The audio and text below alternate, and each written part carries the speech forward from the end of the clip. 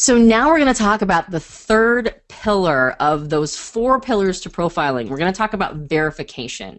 Verification is incredibly important in the profiling process because verification lets you know that you're on the right track. You may have picked something up that is super compelling. You start running down that rabbit's trail. You're pretty sure of something and you never checked in to verify. And so your profile ends up being fantastically wrong. You start, very proudly going through the car model and the person looks at you and blinks and is like, well, I guess. And now they think that profiling is the same as a daily horoscope, right? It's meant to be all things to all people. And you don't actually get the accurate profile down. So we're going to talk about verification, how to make sure you're verificating, how to make sure you're verificating, how to make sure you're verifying that you are on the right track as you're going through, and then also toward the end of the question process before you get to the explanation. So in verification, what you're going to be doing is you describe the dichotomies in your assessment of which preferences the profilee favor. So you're basically telling them what you've come up with so far. You're like, okay, so this is what I'm kind of thinking is going on. Is this what you're kind of thinking is going on? And so you're actually asking them. Now, the reason why you don't do that in the beginning is because they don't have language for it yet. But now that you're at a place where you're pretty sure you know what their type might be or that's starting to emerge for you, now you're giving them language. Now you're giving them tools. So you check in, you give them this newfound language tool, right, because they didn't know the unconscious process before, but now you're giving them language, and now they're going, yeah, actually that does sound like me. And the nice thing about verifying is that it also starts to give them that language, so they start to think that you know what you're doing, if you're right. So the verification process is very important. So what it does is it checks in with the person's self-knowledge and confirms or contradicts the conclusions you've reached in the interview stage. So that's what verification does. Am I right or am I wrong? I'm going to check in with you and see what you think. I'm giving you some newfound language. How's this resonating for you? I use the word resonating in a profiling session probably at least 10 times. Does that resonate with you? Is that resonating? I like the word resonating because it indicates that it's not right or wrong, but we're getting close, right? Like it's feeling right. Like we're adjusting our instruments to see if this is like, all of this is getting pretty close. So I prefer the word resonating. You can choose a different word based on your style, but that's usually what I do is I say, hey, so this is what introversion and extroversion is, and I think you might be an introvert. Does that resonate with you, right? So that's how I go about it. But that's basically what you're doing is you're checking to see if your guesses or your profile so far, right, even if it's embryonic and just starting out, but your profile so far, if it's actually hitting the mark. Now, here's a couple caveats. Since it relies on self-knowledge, the verification process is not foolproof. It's a quick check to make sure you're on the right track, okay? So it's based on them being able to state back to you that the newfound language for their processes is resonating with them. Remember, you have 16 pictures in this puzzle, and they're picking up puzzle pieces, and they're describing that puzzle piece to you, and so you start creating like your own written out puzzle, and you've got a bigger picture, and you're going, okay, so based on all those puzzle pieces you described to me, this is the picture I'm starting to see. Does that resonate? And that's based on them having picked up the individual puzzle pieces themselves. So it's not foolproof. They might go, I'm not sure if that's the picture that I'm picking up. So it's not foolproof. You need to know that. You need to know if the person's going, well, I'm not sure about that doesn't mean that it's not right. That said, most people will be able to figure out if something's resonating with them. If you're going, I'm starting to get a picture of this. Is that right? And most people, if they have any level of self-knowledge, will acknowledge that's probably what's going on. The people who don't have high levels of self-knowledge are generally people that need or want to see themselves different than they actually are. This is frequently when somebody is not very mature. It's usually when somebody has a lot of ego defense set up. You might have seen that in the rapport phase, or you might have seen that in the whole profiling phase, that the person has a lot of ego. If they've been resisting you, you'll see this come up for them, that they don't want you to have figured them out, and so they'll resist even if it's accurate. They'll find some reason why it's not accurate because they don't want you to be right, and you'll pick those cues up. You'll get it when somebody's like, well, I don't think you're right at all. And that's the attitude they're bringing to the whole entire process. So it's hard to verify with people like that. But that said, most people are, they're trying to meet you halfway. They're trying to help you through your process because they recognize that you're trying to help them ultimately. So most people will meet you halfway. And if they meet you halfway and it's not resonating, and it's not because you're wrong, it's generally because they're in a position. Like, let's pretend they're a mature person, and let's pretend that they're not resisting you, but they're in a context where they have to see themselves a certain way in order to make it to the next day.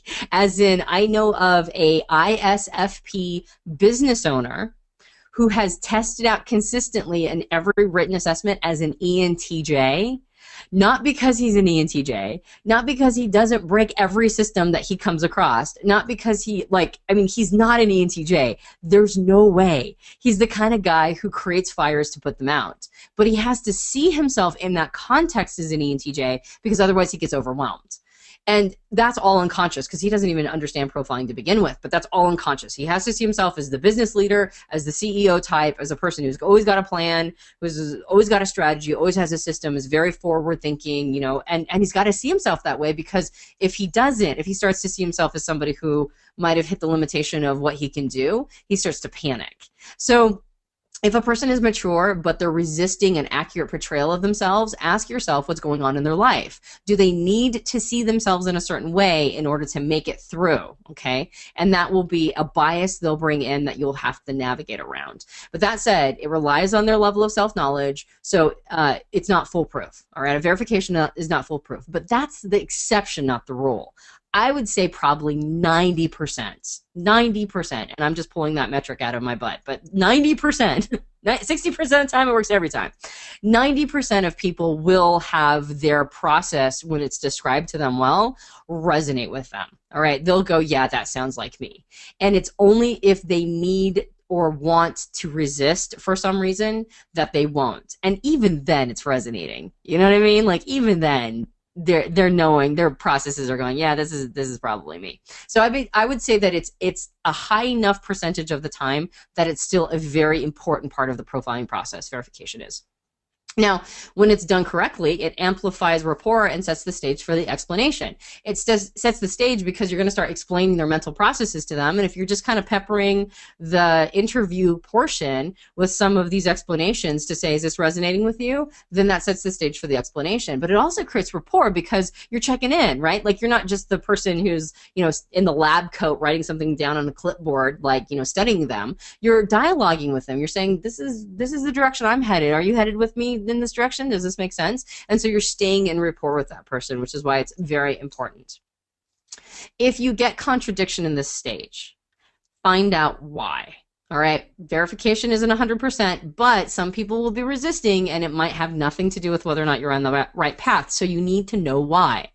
Are you off track and have assessed the person incorrectly? Is that why? Right? Did you pick up introversion when really they're an extrovert, and that's because they answered one question as an introvert, but everything else has been leading to extroversion? Is that what's going on? That's a possibility. So check in with that. Are they buying into wishful thinking and not acknowledging their true preferences? Right? Like the ISFP who has to think of himself as the forward-thinking, systems-creating businessman. He's got to think of himself that way in that context, because otherwise he feels insecure. I just want to make a note. It's not that an ISFP can't run a business. They can. However, he's at a place right now where he can't feel good unless he sees himself as different than he is. So that's unique to the individual, and yet that will show up. Have you not communicated your descriptions in a way that they can understand?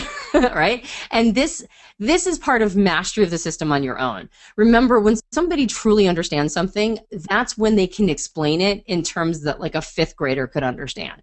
So you want to get mastery of the system enough to be able to explain it to somebody else in broken down terms. The less you understand it, the more convoluted it's going to get. And that happens in early days. You're still trying to master it. You're still trying to figure it out. So that's going to happen, and that's not that big of a deal. But that might be why the person isn't resonating, because they just don't understand your description. So make sure that when they say, yeah, I don't think that resonates, ask them, do you understand what I'm trying to say here? Or do you understand what I'm trying to describe? Or is it a little murky? Right? Like, is it a little confusing? And if they go, I'm a little confused by it, then you go, oh, okay, well, let me describe it in a better way. Have they overemphasized one or two details of your description and disagree with those? So if you say something that contradicts their ego identification or their ego identity, they might hyper focus on that one thing you said, and they're missing the bigger picture, right? Because they're hyper focusing on the tree, not the forest. So this is actually that is how I know that some people take exception to the word alien. All right. I've had a couple of intuitives not like the word alien so much that they've hyper focused on that word, and they miss the point of feeling different. The same thing with a thinker judge NTJs not liking the word abstract, right? They hyper focused on the word abstract, and so they missed the whole picture of being conceptual thinkers. So if that's the case, then make sure that your words, the words themselves, are resonating. And I mean, it's impossible to give you a comprehensive list of words that will not resonate with one person or the next, because it's all different, right? Like one word might be totally fine to this person and be like the worst word you can ever use ever to this other person. So you're going to have to be sensitive to it. But that's one of the things you want to check in with. If it's not resonating, ask, well, is there something I said in particular that, can you let me know what's not resonating? And the person will say, well, I just really don't feel like I don't like abstractions. And you go, oh, okay, so what pictures in your head when you use the word abstraction? And they start to describe like something that's never going to be put into practice, that something's totally unrealistic, something that's like not effective or useful at all. And you say, okay, so what's a better word? Maybe a concept or conceptualization, or and then you in the moment figure out the right word that will help you guys meet halfway. Once you find out why, now you'll know how to proceed. Right? Okay, so that's that word alien is not what you were resonating with, but you're resonating with everything else intuitive. I used the wrong word, and I'll take that on myself. I'll be like, well, I was clumsy with my wording. How about this word? And they'll go, oh, yeah, that word is much better. And then now we no longer are out of rapport. Now we're no longer dealing with a contradiction. If you're off track, go back to the interview stage and probe further. And I've had to do this. I've profiled and typed somebody, got to the verification part. One letter doesn't gel with them. It throws my entire profile estimation off, and I've got to go back to interview. I've got to go back to questions and finding out and conversing with them to figure out where I was off. And don't fear that, okay? Sometimes you might need to do that.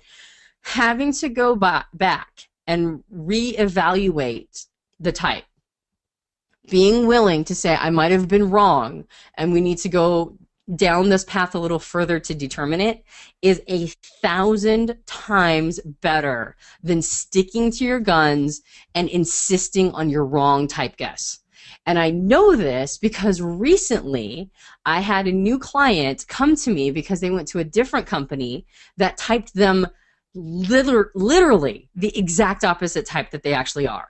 They're an ENTP, and this person profiled them as an ISFJ. And when that didn't resonate at all, as opposed to the profiler going, that's interesting, I wonder why it didn't resonate. Maybe we need to go back and ask all these questions over again. They doubled down and insisted the person was an ISFJ. And all their responses about questioning it, they all said, that's so ISFJ of you, right? And when I was profiling the person, I was like, well, I think it's very clear that you're not an ISFJ. I'm not sure how anybody would have gotten this wrong. And it wasn't just my word against this other person's word. It was like the person themselves didn't resonate with ISFJ. And we have to really remember that we're coming with a tool to bring language to a person's type that they don't understand at this point, but they still are living inside of themselves. They're still the best litmus test for what's going on for them. We can say, you think you're this type, but you're actually not. It's usually an incomplete understanding of the type that they've got wrong, not that they don't know themselves enough to match to a type. All right, so it's not that people are idiots and they need us to tell them who they are.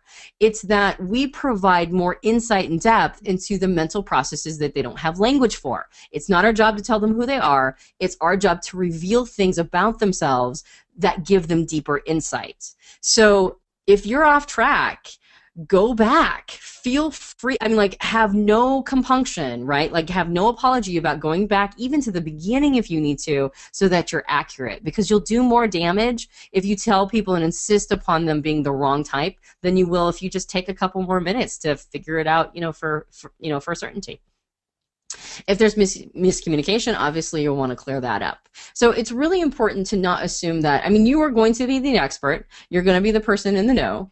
You're going to be the person who, you know, has a lot of insight about them that they don't have, and at the same time, you don't live inside of them, they do. So Dario Nardi actually calls it their best fit type.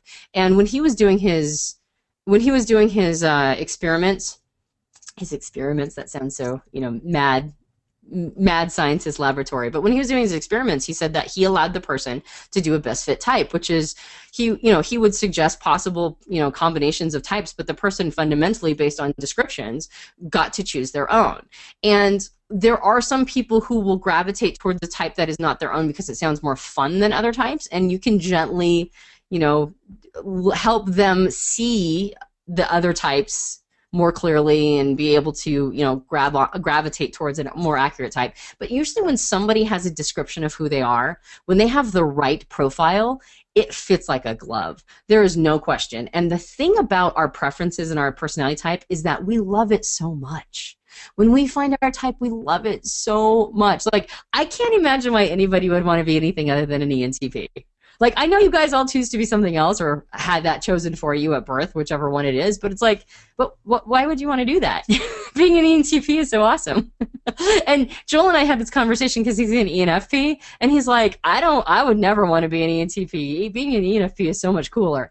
And that's when we find our type and a good explanation of our type, that's generally how we feel. We feel, why would you want to be anything else? So trust people.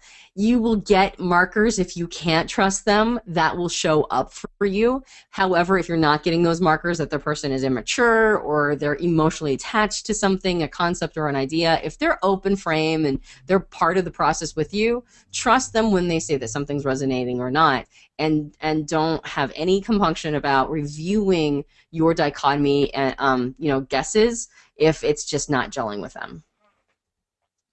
All right, so when you're verifying, explain the real meaning of each dichotomy and what you've concluded about them, all right, about the profilee. So this is generally how I do it. When I'm going through the verification process before I do the cognitive function breakdown, right, the explanation portion, I first go through the dichotomies and just check in.